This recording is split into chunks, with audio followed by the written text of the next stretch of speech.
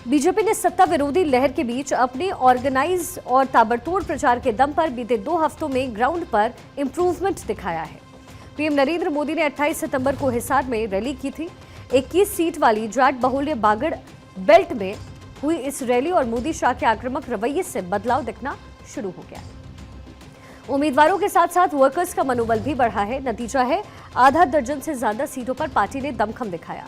मोदी 4 सभाओं के जरिए सभी सीटें कवर कर चुके हैं।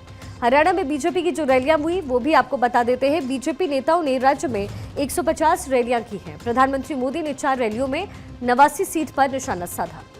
अमित शाह ने राज्य में 10 जनसभाएं की। योगी आदित्यनाथ ने आधा दर्जन से ज्यादा रैलियां की है। 40 से ज्यादा केंद्रीय मंत्री और सांसद प्रचार में उतारे गए। बागड़ के अलावा 23 सीटों वाली जीटी रोड बेल्ट बीजेपी का गढ़ है। यहां भी कई सीटों पर उसके कैंडिडेट्स की स्थिति 2 हफ्ते पहले के मुकाबले सुधरी है। 2014 में पार्टी की 47 में से 21 और 2019 में 40 में से 12 सीटें जीटी रोड बेल्ट से ही आई। उधर बीजेपी हाईकमान ने अहिरवाल बेल्ट में केंद्रीय राज्य मंत्री राव इंद्रजीत को फ्री हैंड दिया और सबसे ज्यादा चुनौतियां इस इलाके में नजर आई। 2014 में पार्टी ने यहां के सभी 11 और 2019 में 11 में से 8 सीटें जीती। यहां भाजपा के कई बड़े चेहरे या तो चुप बैठे हैं या फिर पार्टी उम्मीदवार की जगह विरोधी की मदद में लगातार लगे हुए हैं। इसी भीतरघात के चलते अहिरवाल बेल्ट में बीजेपी के कई दिग्गज चेहरे भी अपनी जीत को लेकर के आश्वस्त नजर नहीं आ रहे। 2019 में बागड़ बेल्ट के आंकड़े क्या कहते हैं वो भी जरा आपको बताते हैं। 21 सीटों में से बीजेपी ने 8 सीटें जीती, कांग्रेस ने 4 पर, तो वहीं आईएनएलडी ने 1 सीट जीती। जेजेपी ने 5 सीटों पर जीत दर्ज की। एचएलपी 1 और 2 सीटों पर निर्दलीय भी जीते। ये बागड़ बेल्ट के आंकड़े हैं जिसमें बीजेपी का पलड़ा भारी था। अब आपको बागड़ बेल्ट की जो साल 2019 में जो तस्वीर आई थी वो किस पार्टी का क्या हाल रहा वो आपको बता देते हैं। 2019 में बागड़ बेल्ट का क्या हाल था। बागड़ बेल्ट में 9 सीटें आती हैं। बीजेपी ने इस बेल्ट की 3 सीटें जीती। इसके साथ ही कांग्रेस ने 1, जेजेपी ने 4 सीट पर जीत दर्ज की। निर्दलीय उम्मीदवार को भी 1 सीट हासिल हुआ। आपको बता दें कि बीजेपी के लिए बागी भी मुसीबत का सबब है। पार्टी नेतृत्व के तमाम प्रयासों के बावजूद 15 सीटों पर उसके तकरीबन 1.5 दर्जन बागी मैदान से नहीं हटे। अब यही कारण है कि अमित शाह से लेकर के राव इंद्रजीत तक को सभाओं में ये बात कहनी पड़ रही है कि लोग भाजपा के कैंडिडेट को देख करके नहीं बल्कि कमल का निशान देख करके वोट दें। अब बात कांग्रेस की अगर करें तो पिछले 2 हफ्ते में उसका जो ग्राफ है वो बहुत तेजी से गिरा है। वो अपने आप में चौंकाने जैसा ये ग्राफ है क्योंकि मेवात की 3 सीटों पर वो सेफ दिख रही है। बांगर की 9 सीट और जाटलैंड कहलाने वाली 14 सीट पर पार्टी को एडवांटेज तो नजर आता है, लेकिन उसके कई कैंडिडेट नजदीकी मुकाबले में फंसे हुए हैं। कांग्रेस ने अपना दम कैसे लगाया ये भी बताते हैं। रैलियां तकरीबन 70 की है ये संख्या। राहुल और प्रियंका की जो है 6 रैलियां हुई है, 2 रोड शोज हुए। राहुल गांधी 4 रैलियां और 2 रोड शो करते नजर आए। प्रियंका गांधी 2 रैलियां करती नजर आई। मल्लिकार्जुन खड़गे 2 रैलियां करते नजर आए। हिमाचल के सीएम और पूर्व सीएम भी चुनावी मैदान में उतरे। अब कांग्रेस को सबसे बड़ी उम्मीद जो है वो जीटी रोड से है। अहिरवाल जहां पे 11 सीटें हैं और साउथ हरियाणा जो 9 सीटें हैं। अब ये तीनों ही इलाके भाजपा का गढ़ कहे जा सकते हैं। 2019 में कांग्रेस को यहां की 43 में से सिर्फ 12 सीटों पर जीत हासिल हुई। जीटी रोड इलाके की अहमियत को समझते हुए खुद राहुल गांधी और प्रियंका गांधी ने रोड शो करते हुए यहां की 12 सीटों को कवर किया। पूरे रास्ते भूपेंद्र सिंह हुड्डा और कुमारी शैलजा को साथ रखा। लेकिन सवाल है कि क्या हुड्डा के गढ़ माने जाने वाली ये जो सीटें हैं अब राहुल को कमजोर लगने लग गई हैं, जिसके लिए उन्होंने रैली की। कुछ हफ्ते पहले तक तो सब कुछ कांग्रेस के फेवर में नजर आ रहा था, लेकिन बीते 10 से 12 दिन उसके लिए कुछ अच्छे नहीं रहे हैं ऐसा लगता है। आखिरी समय तक मैदान नहीं छोड़ने और कमजोर पोजीशंस को भांप करके एक्स्ट्रा ताकत झोंक देने वाली भाजपा के सामने ओवर कॉन्फिडेंस का शिकार हो जाना कहीं ना कहीं भारी पड़ता दिख रहा है। रोहतक शहर की सीट हुड्डा कैंप के लिए नाक का सवाल है।